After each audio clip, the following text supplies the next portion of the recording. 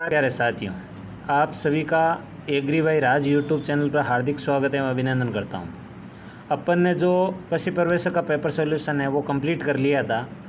उसके आगे अपन आज जो अपना कृषि अधिकारी यानी कि एओ का जो पेपर हुआ था अभी 2020 में जो आरपीसी ने लिया था उसका पेपर सॉल्यूशन करेंगे, जिसमें अपन सबसे पहले जीके का क्वेश्चन सॉल्यूशन करेंगे और उसके बाद एग्रीकल्चर का।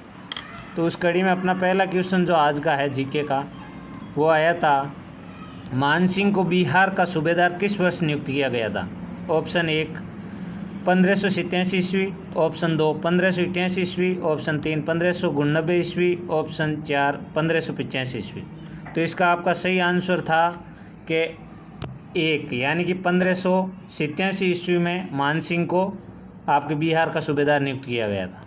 अगला क्वेश्चन, निम्नलिखित साहित्यकारों को उसके शासकों से सम्मिलित कीजिए तथा नीचे दिए गए कोट का सही उत्तर चयन कीजिए। यानी एक तरफ आपके साहित्यकार है और दूसरी तरफ शासक है, उनका सम्मिलित करना है।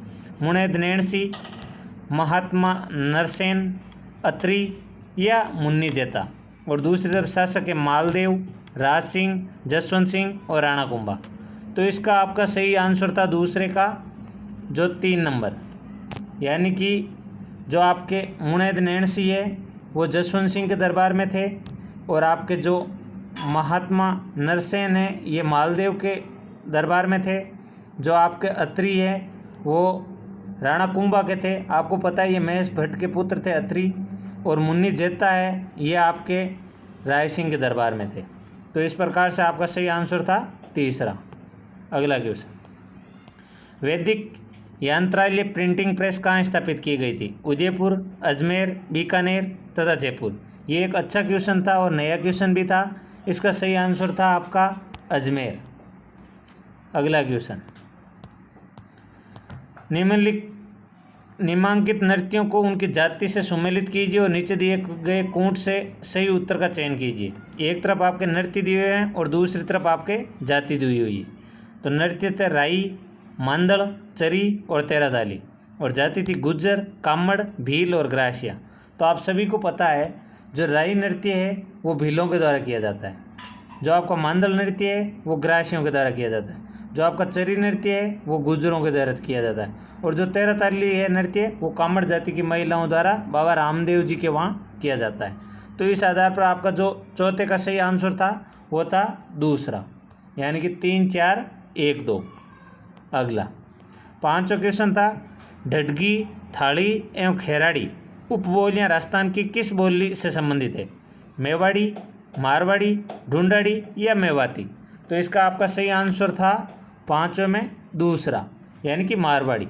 जो आपकी ये ढडगी है ये आपके जैसलमेर साइड में बोली जाती है, थाली ये आपके बीकानेर साइड में बोली जाती है, और ये खेराड़ी ये वहीं आसपास के जो मारवाड़ क्षेत्र है उसी की उपबोली है। अगला क्वेश्चन 6वां, राजस्थानी कवियों में नवजागरण के प्रथम कवि किसे माना जाता है? सूर्यमल मिश्रण, मेघराज मुकुंद, मुनेद नैणसी या पृथ्वीराज राठौड़। तो इसका सही आंसर है सूर्यमल मिश्रण को आपके राजस्थानी कवियों में नवजागरण का प्रथम कवि माना जाता है। अगला क्वेश्चन, सम्मिलित कीजिए, नीचे दिए गए कोट का सही उत्तर चयन कीजिए। एक तरफ आपके संगीतिकी दिए हुए हैं और दूसरी तरफ उनकी रचना दी हुई है। तो प्रथम आपका था ए चांद खां, बी पुंडरीक विट्ठल, सी देवऋषि भट्ट और डी आपका था द्वारकानाथ। और रचनाएं थी 1 नंबर रस मंजरी, 2 नंबर राग चंद्रिका, 3 नंबर संगीत सार और 4 नंबर स्वर सागर। जो आपका 7वां क्वेश्चन है उसका सही आंसर आपका था बी, यानी कि जो आपका चांद खां की रचना है वो थी आपकी स्वर सागर, पुंडरीक विट्ठल की आपकी थी रस मंजरी, और आपके देवऋषि भट्ट की आपकी जो थी वो थी संगीत सार, और द्वारकानाथ की थी वो थी राग मंजरी का। इस आधार पर आपका सही आंसर था सेकेंड। अगला क्वेश्चन, मोती बेगम निम्न में से किस समाचार पत्र से संबंधित थी? जनहितकारक, राजपूत गजट, राजस्थान समाचार या खरख्वाल खल्लक। तो इसका सही आंसर था आपका 8वें का 2, यानी कि राजपूत गजट से संबंधित थी मोती बेगम। अगला क्वेश्चन 9 नंबर, निम्नलिखित मेलों को उनके आयोजन के माह से सम्मिलित कीजिए और नीचे दिए गए सही कोट का चयन कीजिए। तो एक तरफ मेले हैं और दूसरी तरफ माँ है, उनको सम्मिलित करना है। तो ए पुष्कर, बी जीण माता, सी भरतरी और डी डिगी। और दूसरी तरफ महा दिए हुए चैत्र, भाद्रपद, कार्तिक और सावन। तो आप सभी को पता है जो आपका पुष्कर का पवित्र मेला है वो आपके कार्तिक पूर्णिमा को लगता है। जो आपके जीण माता का मेला है वो वर्ष में 2 बार लगता है, एक तो चैत्र नवरात्रा को और एक आश्विन नवरात्रा को। जो आपका भरतरी का मेला है वो भाद्रपद में लगता है। और आप सभी को पता है डिगी जी का जो मेला है वो आपके सावन में लगता है। तो इस आधार पर आपका सही आंसर हो जाएगा जो आपका 9वां क्वेश्चन है उसका फर्स्ट, यानी कि थर्ड, फर्स्ट, सेकंड और फोर्थ। अगला क्वेश्चन, प्रतिक्रमण चूर्णी ग्रंथ किस चित्र शैली से संबंधित है? मेवाड़ शैली, मारवाड़ शैली, हाड़ौती शैली, ढूंढाड़ शैली। ये आप सभी को पता है, ये मेवाड़ शैली का सबसे प्राचीनतम ग्रंथ था जो श्रावण प्रतिक्रमण सूत्र चूर्णी था। अगला 11वां क्वेश्चन, निम्नलिखित चित्रकारों को उनकी चित्र शैली या उपशैली से सम्मिलित कीजिए और नीचे दिए गए कूट का सही उत्तर चयन कीजिए। एक तरफ आपके शैलियों के नाम है और दूसरी तरफ चित्रकारों के नाम है। तो शैलियाँ दी हुई है तिजारा, अलवर, जयपुर और किशनगढ़। दूसरी तरफ दो चित्रकार आपको दिए हुए बलदेव गुलाम अली 1 नंबर, 2 नंबर साहिब राय और महमूद शाह, 3 नंबर नंदराज और जमुना दास और 4 नंबर मूलराज और भीकमचंद।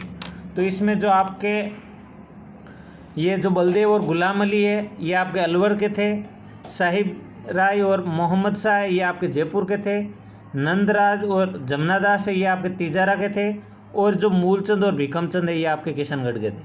तो इस आधार पर आपका जो क्वेश्चन नंबर 11 है उसका सही आंसर है आपका 1, यानी कि 3, 1, 2, 4।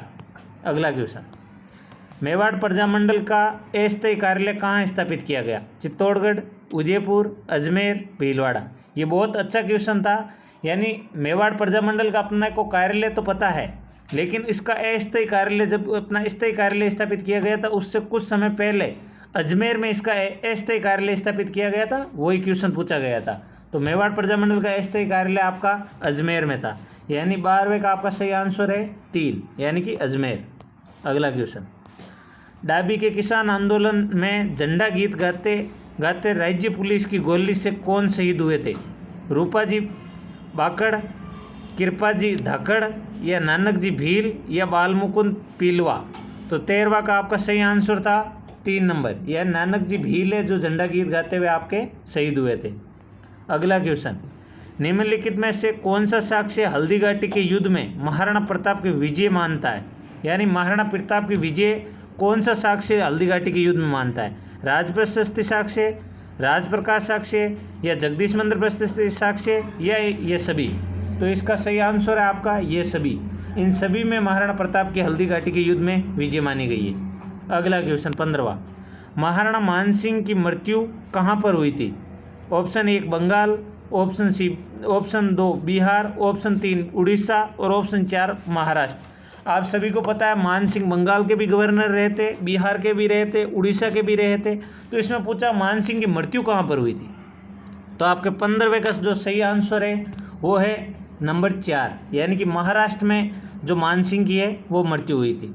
अगला क्वेश्चन 16वां, प्रेम विनोद नामक ग्रंथ किसकी रचना है? Option 1 Ajabde Pawar, option 2 Hansabai, option 3 Chhatra कंवरी और ऑप्शन 4 किरण देवी। तो इसका प्रेम विनोद का सही आंसर आपका 16वें का है 3, यानी कि छत्र कंवरी। अगला 17वां क्वेश्चन, 1818 की संधि के पश्चात ब्रिटिश विरोधी भावना रखते हुए जोधपुर के किस महाराजा ने अंततः संन्यास ले लिया था? ऑप्शन 1 महाराजा छत्र सिंह, ऑप्शन 2 महाराजा तख्त सिंह, ऑप्शन 3 महाराजा सूरत सिंह, ऑप्शन 4 महाराजा मान सिंह। तो इसके 17वें का आपका सही आंसर है ऑप्शन 4 महाराजा मान सिंह। महाराजा मान सिंह ने अंतिम समय में अपने वहाँ नाथ संप्रदाय को अपना लिया था और आपके जो नाथ संप्रदाय का सबसे बड़ा मंदिर है महामंदिर वो जोधपुर में स्थित है और महामंदिर की जो नाथ संप्रदाय की मुख्य पीठ है वो भी महामंदिर जोधपुर ही है। अगला क्वेश्चन 18वां क्वेश्चन, पीड़ितों का पंछीड़ा नामक गीत किसकी रचना है? नंबर 1 जयनारायण व्यास, नंबर 2 नानूराम शर्मा, नंबर 3 विजय सिंह पथिक और नंबर 4 शिवराज जोशी। तो जो आपका एक तो था पंचीड़ा गीत और एक था आपका ये पीड़ितों को पंछीड़ा गीत। तो पंछीड़ा गीत तो अलग लिखा था और पीड़ितों को पंछीड़ा गीत अलग ने लिखा था। तो इसमें पूछा गया था अपन को पीड़ितों का पंछीड़ा। तो पीड़ितों का पंछीड़ा नामक गीत है वो विजय सिंह पथिक के द्वारा लिखा गया, जबकि आपका जो पंछीड़ा गीत है वो वाणिकीलाल वर्मा के द्वारा लिखा गया था। अगला क्वेश्चन 19वां, बिजोलिया ठिकाने का संस्थापक कौन थे? राव केशवदास, अशोक परमार, राव गोविंददास या ठाकुर कर्शन सिंह। तो जो बिजोलिया ठिकाने के संस्थापक है वो 19वें में आंसर था 2, यानी कि अशोक परमार। अशोक परमार ने खानवा के युद्ध में राणा सांगा की सहायता की थी। उसी टाइम इनको उसी से प्रसन्न होकर राणा सांगा ने इनको बिजोलिया व आसपास की जमीन दान में दी थी और वहाँ पर अशोक परमार ने बिजोलिया ठिकाने की स्थापना की थी। 20वां क्वेश्चन, नवीन राजस्थान नामक समाचार पत्र बंद होने के पश्चात पुणे किस नाम से प्रकाशित किया गया? तो आपके 20वें में जो ऑप्शन थे प्रताप, राजस्थान केसरी, तरुण राजस्थान और राजस्थान। तो जो नवीन राजस्थान समाचार पत्र पर जब पाबंदी लग गई थी उसके बाद इसको पुणे जो विजय सिंह पथिक ने, जो दोनों समाचार पत्र विजय सिंह पथिक का है, उन्होंने पुणे अजमेर से इसको तरुण राजस्थान नाम से इसको पुणे प्रकाशित किया था। अगला 21वां क्वेश्चन, राजस्थान की रियासतों का एकीकरण का आहारोही क्रम बताओ। आहारोही यानी पहले तो आपको छोटी बतानी है और फिर बड़ी बतानी है। तो इसमें जिस प्रकार से एकीकरण में इनका रियासतों का विलय हुआ था उसी क्रम में आपको बताना है। तो सबसे पहले टोंक का हुआ था, उसके बाद आपके उदयपुर का हुआ था, फिर आपके जैसलमेर का हुआ था और सबसे अंत में आपके अजमेर का हुआ था। तो इस आधार पर 1, 2, 3, 4 यानी ऑप्शन 21वें में आपका सही था फर्स्ट। अगला क्वेश्चन 22वां, राजस्थान की पर्वत चोटियों के समूह को उनकी ऊंचाई के अनुसार अवरोही क्रम में चयनित कीजिए, यानी कि पहले बड़ी और फिर छोटी, इस क्रम में आपको चयनित करना है। तो सबसे पहला ऑप्शन था सायरा, डोरा पर्वत, नागपहाड़ या बिबाली। ऑप्शन दूसरा था सायरा, नागपहाड़, डोरा पर्वत, बिबाली। ऑप्शन 3 था बिबाली, डोरा पर्वत, नागपहाड़, सायरा। ऑप्शन 4 था बिबाली, नागपहाड़, डोरा पर्वत और सायरा। तो इसका सही आंसर आपके जो 22वें का था वो था 1 नंबर, यानी सायरा, डोरा पर्वत, नागपहाड़ और बिबाली। अगला क्वेश्चन 23, कौन सा सुमेलित नहीं है? बाकी इसमें 3 ऑप्शन सुमेलित है और 1 ऑप्शन सुमेलित नहीं है, वो बताना है कि कौन सा सुमेलित नहीं है। एक तरफ नदी दी हुई है और दूसरी तरफ उसकी सहायक नदी दी हुई है। तो नदी बनास, बनास की सहायक नदी कोटारी, ये तो सही था आपका। अगली नदी लूनी, लूनी की सहायक नदी सागी, ये भी सही था आपका। अगली नदी थी कालीसिंध, कालीसिंध की सहायक लिखी थी इन्होंने आहू, ये भी सही था। अगली लिखी नदी माही और उसकी सहायक लिख दी थी वाकल, जो कि वाकल इसकी सहायक नदी नहीं है। तो इस आधार पर इसका जो सही आंसर था आपका सुमेलित नहीं था, वो माही था। अगला क्वेश्चन 24वां, सूची 1 को सूची 2 से सम्मिलित कीजिए और नीचे दिए गए कूट से सही उत्तर का चयन कीजिए। सूची 1 में आपके जिले दिए हुए हैं, सूची 2 में आपके झील का नाम दिया हुआ है। तो एक तरफ तो जिले में दिए हुए थे अजमेर, डूंगरपुर, जोधपुर और जैसलमेर। दूसरी तरफ जिलें दी हुई प्रताप सागर, बुद्ध सागर, फाय सागर और गेब सागर। तो हर किसी को पता था कि जो आपकी फाय सागर झील है वो अजमेर में। दूसरी ये भी सभी को पता था कि डूंगरपुर में है जो गेब सागर झील है।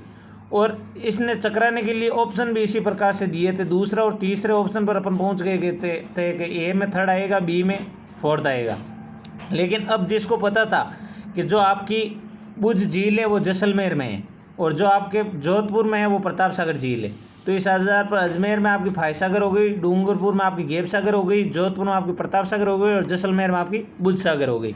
तो इस आधार पर जो आपका ये क्वेश्चन था उसका सही आंसर हो गया फर्स्ट में 3rd, 4th, 1st और 2nd, यानी कि आपका ऑप्शन 2nd इसका सही आंसर हो गया। 24वें में 2nd। अगला 25वां क्वेश्चन, निम्नलिखित में सालार वन किस जिले में नहीं पाए जाते? अलवर, सिरोही, कोटा, उदयपुर। तो 25वें का आपका सही आंसर था सालार वन है वो आपके कोटा में नहीं पाए जाते। अगला क्वेश्चन 26वां, कोपेन के वर्गीकरण के अनुसार निम्न में से किस जिले में AW प्रकार की जलवायु पाई जाती है? तो ऑप्शन 1 भरतपुर एवं अलवर, ऑप्शन 2 बांसवाड़ा एवं झालावाड़, ऑप्शन 3 सीकर एवं नागौर और ऑप्शन 4 गंगानगर और ये हनुमानगढ़ और बीकानेर। तो आप सभी को पता है जो राजस्थान का नक्शा है उसके जो हाड़ौती का क्षेत्र है उसमें AW प्रकार के कोपेन के जलवायु वर्गीकरण को दर्शाया गया है। तो इस आधार पर जो आपका जिला है 26वें में सेकंड ऑप्शन जो बांसवाड़ा और झालावाड़ है ये हाड़ौती के आसपास के क्षेत्र में आते हैं। तो इस आधार पर AW जिले बांसवाड़ा और झालावाड़ हो गए। क्वेश्चन 27, मुकुंदरा की पहाड़ी भाग है, जो मुकुंदरा का पहाड़ी भाग है वो कौन से क्षेत्र में, मध्य अरावली में, पूर्वी मैदान में, हाड़ौती के पठार में या लूनी बेसिन में। तो आप सभी को पता है मुकुंदरा हिल्स की पहाड़ियाँ हैं वो आपके वहाँ कोटा और बारा के क्षेत्र के आसपास पाई जाती है, वो उस क्षेत्र को अपन हाड़ौती के पठार कहते हैं। तो इस आधार पर जो 27वां क्वेश्चन था उसका सही आंसर था थर्ड, यानी कि हाड़ौती का पठार।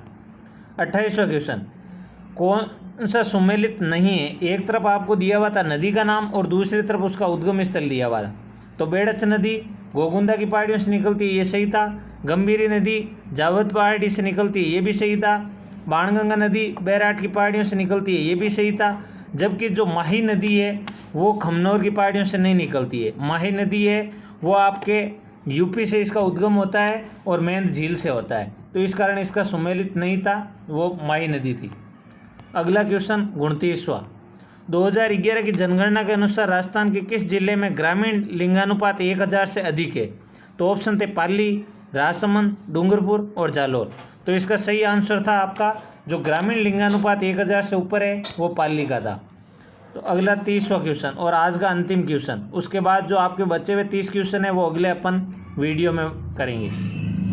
30वां क्वेश्चन था 2001 से 2011 के मध्य राजस्थान के किस जिले में अनुसूचित जनजाति की जनसंख्या में सर्वाधिक दशक परिवर्तन अंकित किया गया है। नागौर, जैसलमेर, बांसवाड़ा, डूंगरपुर। तो इसका सही आंसर था आपका नागौर। नागौर में सबसे ज़्यादा अनुसूचित जनजाति की जनसंख्या में सर्वाधिक दशक परिवर्तन अंकित किया गया है। तो सभी साथियों को धन्यवाद। ज़्यादा से ज़्यादा चैनल को सब्सक्राइब करें और शेयर करें।